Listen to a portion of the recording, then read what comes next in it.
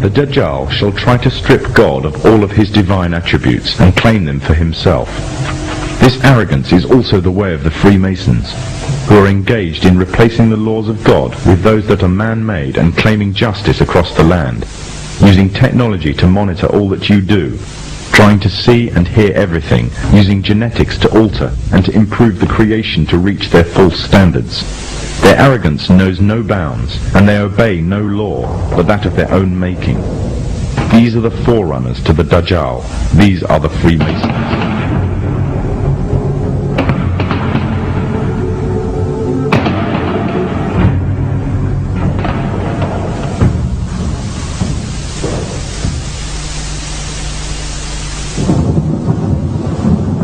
Prophet Muhammad said that a time would come when the whole world would gather around to plan the destruction of the Muslims, as if they were gathered around a table to take part in a meal. Today the nations of the world are doing just that, around the circular tables of the United Nations General Assembly Hall. He also said that the time of the Dajjal will be years of confusion. People will believe a liar and disbelieve one who is trustworthy, and those who rebel against God will have a say in general affair. Today, during the time preceding the Dajjal, there is also a time of confusion. The systems set up by the forerunners to the Dajjal have ensnared many Muslims away from truth, using lures such as wealth and materialism and fulfillment of earthly desires. A miserable trade indeed. These times of tribulation are like a giant sieve, sorting out the true believers from the apostates and hypocrites. Many have adopted the lifestyle and philosophy of the Dajjal system, retaining perhaps only their Muslim names or clothing, wearing them like a badge to their identity, and in every other way embracing wholeheartedly the system that is being used to eradicate Islam.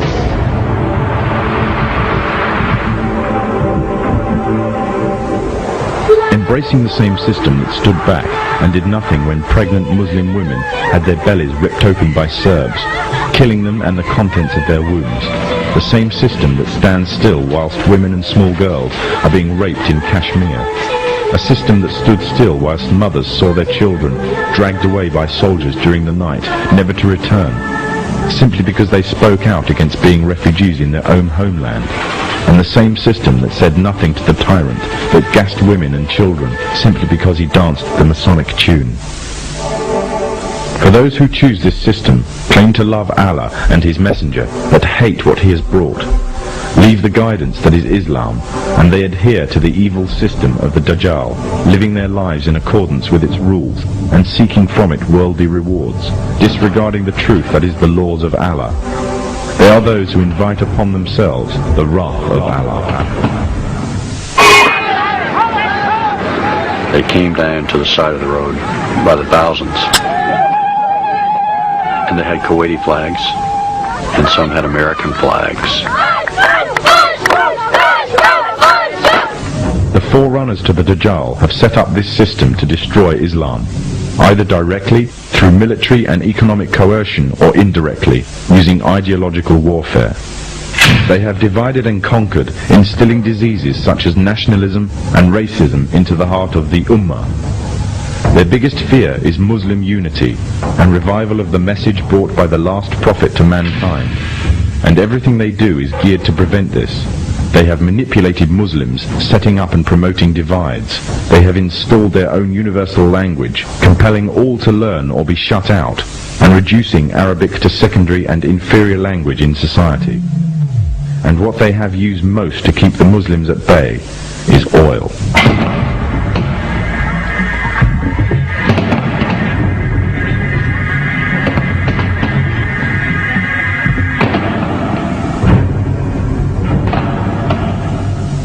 During World War I, the Freemasonic governments managed to destroy the Islamic Caliphate and annex all its territories.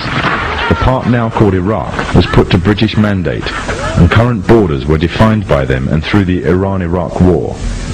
After its independence, the USA took over interest in Iraq. In fear of a purist Islamic uprising, the CIA aided the Ba'ath Party's rise to power, making Saddam Hussein the leader of Iraq and an ally to the Masonic states. When Kuwait later started raising its oil prices, it was destroying the war-torn economy of Iraq. Threats were made but ignored. The situation worsened until finally Iraqi troops were mobilized to the border. The Freemasonic media, the American media in particular, portrayed this as a shock and outrage. However, it is reported that the US ambassador to Kuwait had prior knowledge of the invasion and Iraq's intentions, as did the CIA. After the Gulf War, Saddam is still alive, and Kuwait has been liberated. It remains to be asked exactly what purpose the Gulf War served to its Freemasonic orchestrators. The Masonic West has long realized that the control of oil is vital to their economies. One of the main reasons is their reliance on cars and road transport. However, although technology exists to mass-produce fully operational electric cars, all attempts to do so have been vetoed. This is because oil is crucial to maintaining their world order. Without the wealth from oil, Muslim economies would fall. And without the puppet governments and leaders, such as Saddam Hussein, the Freemasonic West could not control the Muslim nations. Without the division of wealth and false leadership of these nations, nothing would prevent the purist Islamic movements from coming to power. Poverty creates unity, and Muslim unity is the greatest fear of the forerunners to the Dajjal. The Gulf Wars served many purposes: to promote Western unity, to create divides amongst the Muslim nations, to act as a testing ground for an entire arsenal of military weapons and cocktails of chemicals and drugs. But most of all, it served to ensure a strong military presence in the Middle East. The Dajjal has placed a strong hold in the very heart of Islam itself and laid a firm grip on the Muslim holy lands. But although they plan, Allah also plans, and Allah is the best of planners. The final victory will be with the Muslims.